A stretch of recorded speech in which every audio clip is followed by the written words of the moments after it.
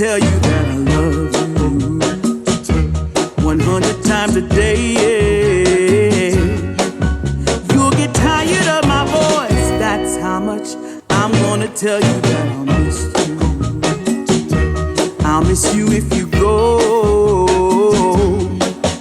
Yes, I'm gonna let you know just how much I tell your mama, I tell your papa too. I'm gonna let everyone know about my love, so I really hope you love me too. Yeah, I really hope you love me too.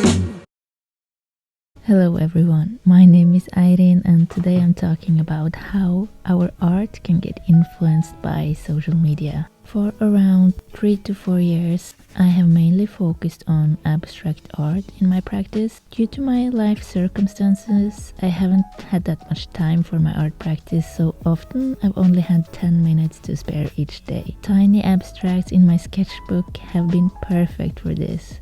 I have mostly painted just to feel better, which has meant that I rarely focused on the result and mostly on intuition and my feelings while painting.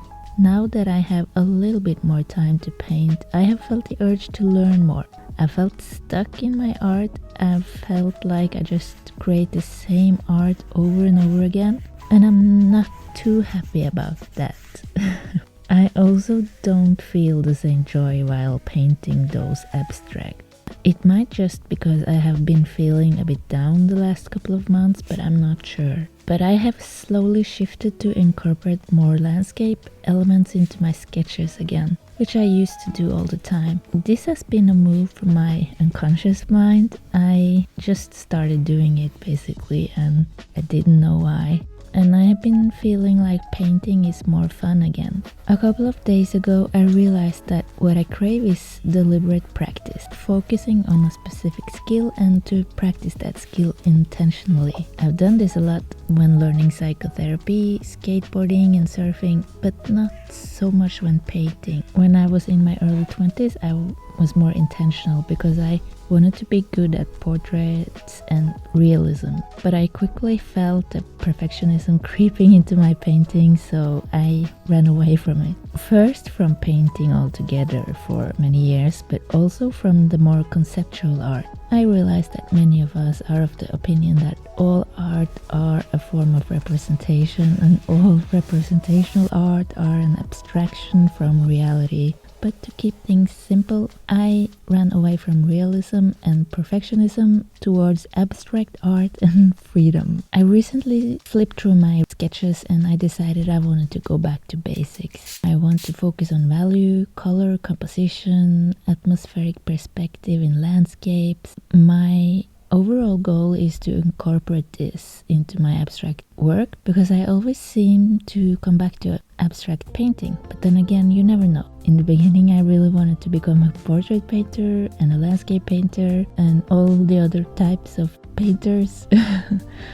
And I also enjoy embroidery, sewing, knitting, crocheting, bookbinding, collage, paper art and so on, and I want to embrace this side of me instead of feeling the need to choose. Lately I've been scared of posting my art to Instagram. It's a great opportunity to ask myself why when I feel scared or like a barrier is coming up. If you have been sharing your art on social media for a while, I reckon you also had similar feelings at some point. I guess it's inevitable. And this is what Meta and Google are designing the internet to be like. It's not like in the early days of internet when you could have a blog post but there were no search engine or community, so nobody could actually find you. But these days it's different. If you post all your different interests and art on social media, you're likely not to do as good, which is also a human psychology thing. We like to categorize and keep the world as simple as possible. When we follow a certain content creator, it gives a sense of familiarity and feelings of safety when we get what we expect. If you're pursuing art as a career in one form or the other, it's likely you're using some sort of social media to reach your target audience.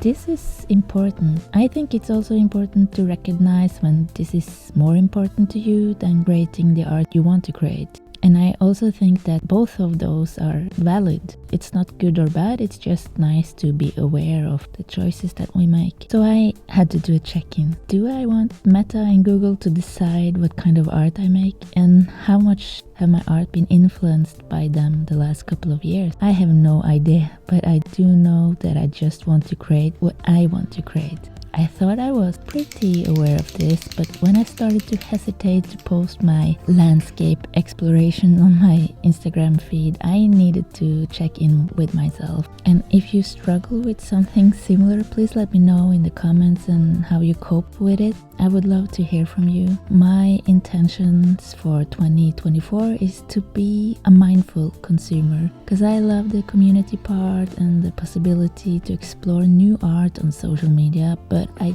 don't like the endless scrolling at night if it makes me feel bad or if it makes me feel like my art is not good enough, because it is, and your art is good enough too, and you are good enough.